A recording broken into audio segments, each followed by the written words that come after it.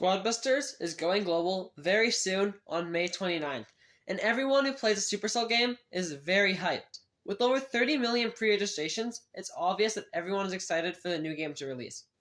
Sadly though, the hype may be too high and the game may be doomed to fail. This is because there are many core issues in the game that make it feel rushed and less enjoyable.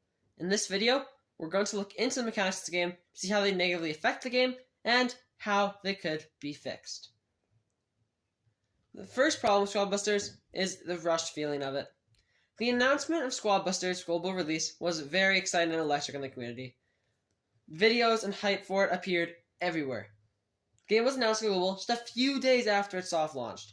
This surprised many players and created lots of hype. Sadly, as players started playing the game, it started to feel a bit rushed. This is because there are many poorly executed features in the game. Because of Supercell's high standards, Supercell keeps discontinuing or killing off games. This forces them to increase profits or perhaps release an unfinished game to pay off their losses. These problems could be fixed by some more time being spent to polish the features off and to work on the other errors in the game that force the rushed feel. If they reduce level pay-to-win mechanics, luck for skill-based gameplay, the lack of game modes, and the mods don't change enough, the game will 100% succeed. But right now, you need to fix those, so let's explain the error with the other parts of the games.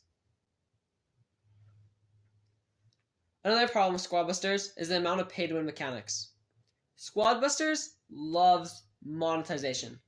This could be to pay off their losses from previously killed off games like Clash Mini, but in this game, it's too much. Every few seconds, there is a new offer on your screen, from dailies to new units. The amount of coins you can earn is also not nearly enough to even buy the units in the daily shop. And then another problem is you want to get tickets to earn chests, you have to wait hours, 6 hours, just to get 3 chests. Another problem is the power-ups. Well, they may be enticing, they increase the amount of pay-to-win activity in the game. Problem is, power-ups either do nothing, or they do way too much. It's not enough to make it worth the while most of the time, because if you, especially with the reroll option, because when you reroll it, you can still get a unit that was already there. I mean, you could get all 3 of the same units you didn't want. The daily shop deals are also very overpriced. You get 20 common units for like 20k coins, 18,000 coins. It is ridiculous. Coins also aren't even earned very fast. This forces you to grind your success taking hours a day, or forcing you to spend lots of money. This leaves the player feeling frustrated with the game. These could be fixed by giving players more coins daily, or by removing the paid daily offer from the shop. They also need to lower the cost of the daily deals. Number 3, competitivity in the game. It is not very competitive. Squad Busters has another problem, being its close relationship to Brawl Stars, which has almost kept it in the shadows. Squad Busters is a less competitive game than Brawl Stars, which demands on skill, adaptability, and strategy, while Squad Busters relies on luck-based gameplay. In Squad Busters, you can be in first place when someone else is lucky enough to roll or re-roll a mega unit so they can defeat you.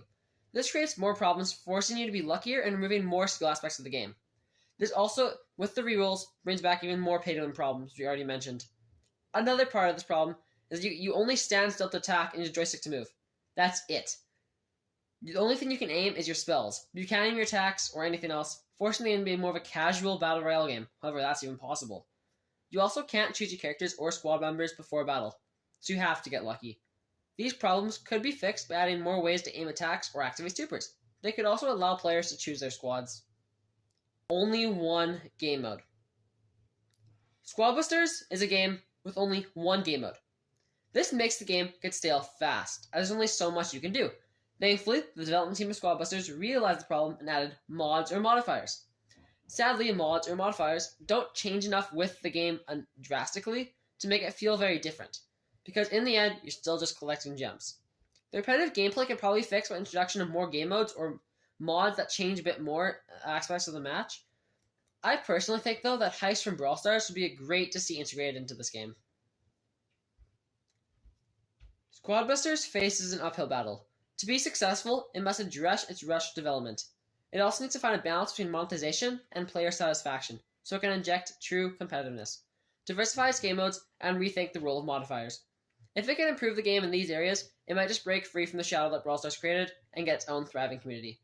As players, we need to support Brawl Stars and help them deal with issues in the game so that it can be improved and become the best game it can be.